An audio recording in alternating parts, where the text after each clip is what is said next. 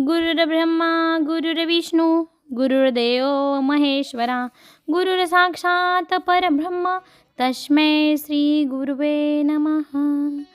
दिगंबरा दिगंबरा श्रीपादवल्लभ दिगंबरा अवधूत चिंतन श्री गुरुदेव दत्त दत्त दत्त दत्त दत्त।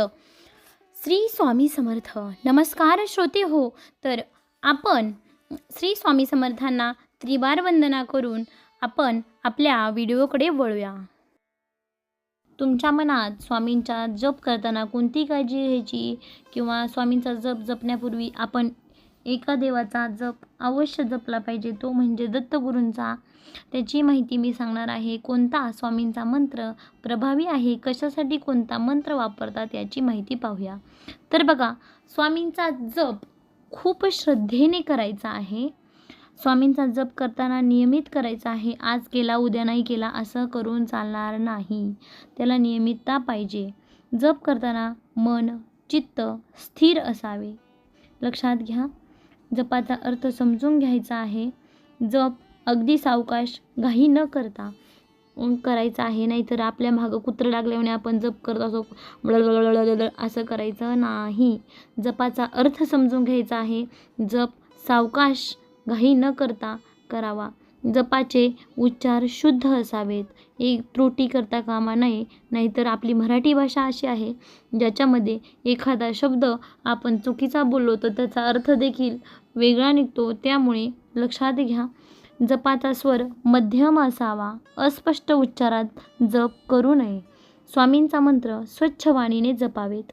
स्वामींचा जप करत असताना अळस नाहीतर तुम्ही जांभळ्या देता, म्हणजे मला पण येत होत्या आधी, पण आता जर तुम्ही व्यवस्थितरित्या एकचित्त मनाने केलं तर तुम्हाला आळस येणार नाही।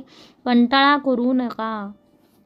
आता तुम्हाला प्रश्न पडला असेल की स्वामींचा जप करण्यापूर्वी काय म्हणल्या होत्या, तर स्वामींचा जप करण्यापूर्वी श्री दत्तगुरूंचे स्मरण करायचे आहे। स्वामींचा जप करण्यापूर्वी दत्तगुरूंच्या मंत्राचे श्रद्धापूर्वक पठण करायचे आहे। स्वामी हे मुख्य दत्तावतार असल्यामुळे दत्तगुरूंचे मंत्र स्मरण आधी करणे अत्यावश्यक आहे। खूपच महत्त्वाची गोष्ट आहे। बघा, मी तुम्हाला काही मंत्र सांगणार आहे, ते स्वामींचे मंत्र जपू नयेत। कोणतेही 2 मंत्र निवडायचे, सर्व मंत्र जपायचे नाहीत। स्वामींचे मंत्र नियमित जपावेत, त्यामध्ये खंड पडून देऊ नये। अतिशय श्रद्धेने मंत्र जपावेत। आपल्याला सोपे वाटतील तेच मंत्र घ्यायचे आहेत आणि जपसंख्या कोणतीही निवडायची नाही, तर 11, 21, 31, 108, 1008 यापैकी कोणतेही चालेल। तुम्ही 11 म्हटलात तरी चालेल, पण नियमित असावी आणि स्वामींचे श्रद्धापूर्वक पठण केलेले मंत्र लगेच तुम्हाला फळ देतील। आता बघा, स्वामींचे मंत्र प्रभावी व शीघ्र फलदायी आहेत। स्वामींचे मंत्र हे भक्तांचे मन खंबीर करणारे आहेत। भक्तांना संकटसमयी हे मंत्र तारतात असा अनुभव आहे।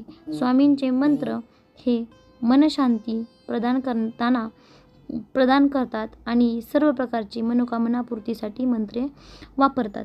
पण तुम्ही खूप महत्त्वाची गोष्ट आहे ती म्हणजे की तुम्ही नियमितता महत्त्वाची आहे।